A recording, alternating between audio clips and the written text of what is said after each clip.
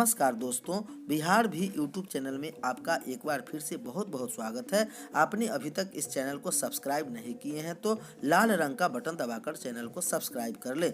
हाँ दोस्तों, लाइक करना नहीं भूलेंगे क्योंकि आपके लाइक करने से ही हमारे मेहनत का फल मिलता है।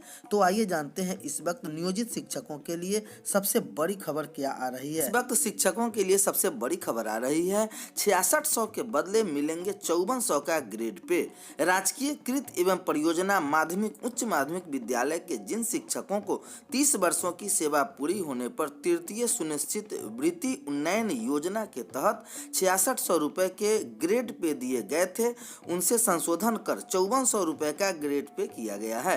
ग्राम क्षेत्रीय शिक्षा उप निर्देशक के आदेश के बाद जिले के राजकीय कृत एवं परियोजना माध्यमिक उच्च माध्यमिक विद्यालयों में इसके कार्यान्वयन को लेकर जिला कार्यक्रम पदाधिकारी अरुण कुमार मिश्र स्थापना द्वारा विद्यालय प्रधानों को निर्देश दिए गए हैं। इसमें कहा गया है कि पटना जिला अंतर्गत राजकीय कृत एवं परियोजना माध्यमिक एवं उच्च माध्यमिक विद्यालय के शिक्षकों को 30 वर्ष की सेवा पूरी होने के उपरांत क्षेत्रीय शिक्षा उप निर्देशक द्वारा उच्चतर ग्रेड पे 6600 रुपए में तृतीय सुनिश्चित वृत्ति उन्नयन योजना का लाभ स्वीकृत किया गया था।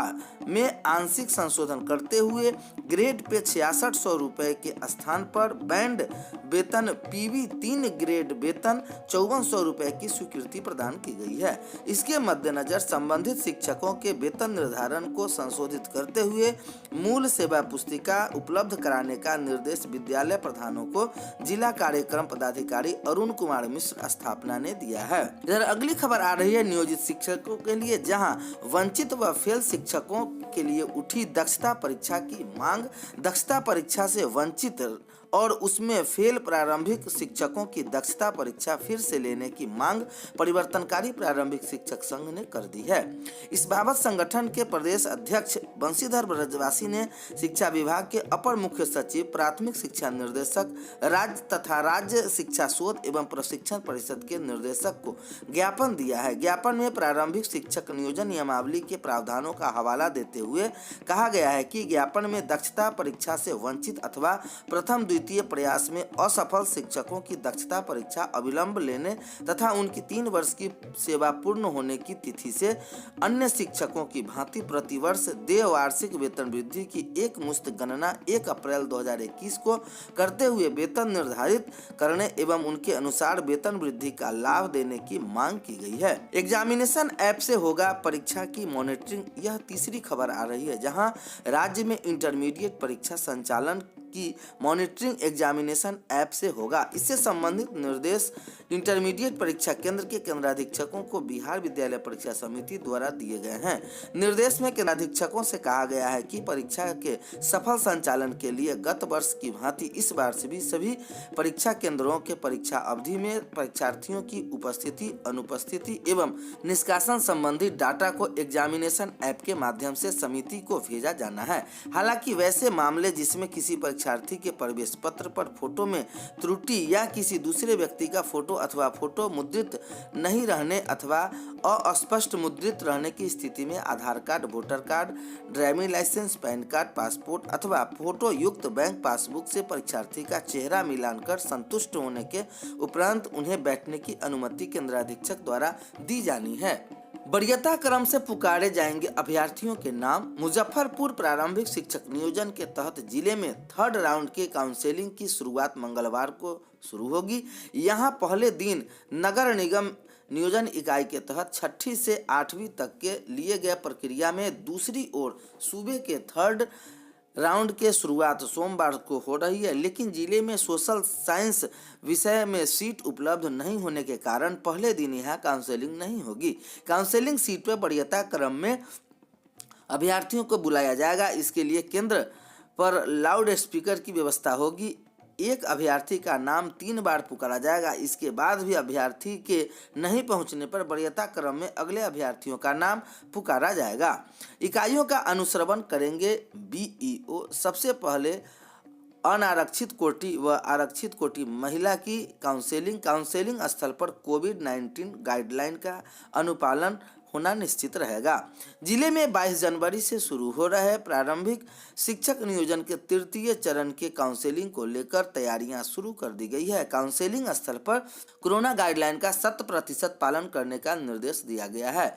डीईओ मिथिलेश कुमार ने बताया कि सभी बीईओ को अपने अधीनस्थ पंचायत नियोजन इकाई का अनुश्रवण करने व निर्धारित समय पर नियोजन प्रक्रिया को पूरा करने का निर्देश दिया गया है। प्रत्येक नियोजन इकाई को सबसे पहले अनारक्षित कोटि व अनारक्षित कोटि महिला की काउंसलिंग करानी है। इसके बाद शेष कोटि के काउंसलिंग होगी। सबसे आखिरी में आरक्षित वर्ग की महिला का काउंसलिंग होगी। यदि किसी अभ्यर्थी ने डुप्लीकेट प्रमाण पत्र के आधार पर एक से अधिक नियोजन इकाई में नियोजन के लिए प्रयास किया तो किसी भी नियोजन इकाई में नियुक्ति के लिए निरस्त कर दिया जाएगा।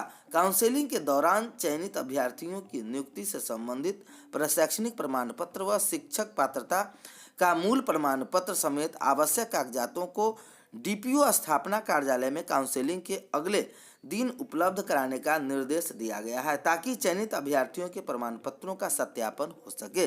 प्रमाण पत्रों के सत्यापन के बाद ही नियोजन पत्र डीईओ ने बताया कि प्रमाण पत्रों की सत्यापन के बाद ही नियोजन पत्र जारी किए जाएंगे। प्रत्येक नियोजन इकाई को नियोजन के दिन शाम 5 बजे रिक्त पदों के आधार पर चयनित अभ्यर्थियों की सूची जारी करते हुए इसकी सूचना जिला मुख्यालय को देने को निर्देश दिया गया है। गौर करने वाली बात यह है कि जिले में प्रखंड शिक्षक के लिए तृतीय चरण की काउंसलिंग 22 जनवरी से शुरू हो रही है। पहले दिन महाराजगंज व दरौली प्रखंड नियोजन इकाई के काउंसलिंग होगी। सिवान में 6 प्रखंड शिक्षक नियोजन जबकि 8 पंचायत शिक्षक नियोजन की काउंसलिंग होनी है। पंचायत शिक्षक नियोजन की काउंसलिंग एक ही दिन 28 जनवरी को होगी। बिहार में पछुआ के बढ़ते कनकनी और पारा गिरा। उत्तर भारत में 4 दिन सताएगा घना कोहरा के कई राज्यों में कड़ाके की ठंड पड़ रही है। कुछ दिनों तक इसे राहत मिलने की आसार नहीं। मौसम विभाग के मुताबिक दिल्ली समेत उत्तर भारत में अगले 4 दिनों तक घना कोहरा और शीतलहर रहेगी। मौसम विभाग के अनुसार पश्चिमी विक्षोभ की वजह से पश्चिमी हिमाचल में क्षेत्र में 18 जनवरी से स्थिति बिगड़ेगी। इसके बाद एक और पश्चिमी विक्षोभ 21 जनवरी से पूर्वोत्तर भारत की ओर प्रभावित करेगा। इससे राजस्थान व पूर्वी उत्तर प्रदेश में घना कोहरा रहेगा। वहीं दिल्ली, पश्चिमी यूपी, हरियाणा समेत कई राज्यों में कड़ाके की सर्दी पड़ेगी। पर्वतीय उत्तर क्षेत्र के प्रदेश के कनकनी लेकर आ रही पछुआ हवाओं ने सब सूबे के कनकनी बढ़ा दी है। दिन में धूप निकलने के बावजूद हवा में कनकनी होने के वातावरण ठंडा बना हुआ है। इसी वजह से न्यूनतम तापमान और अधिकतम तापमान में गिरावट भी जारी है। रविवार को दिन भर सूबे में सर्द हवाओं के प्रभाव बढ़ने के कनकनी बनी है। गया के दिन में कोल्ड डे जैसे हालात रहे।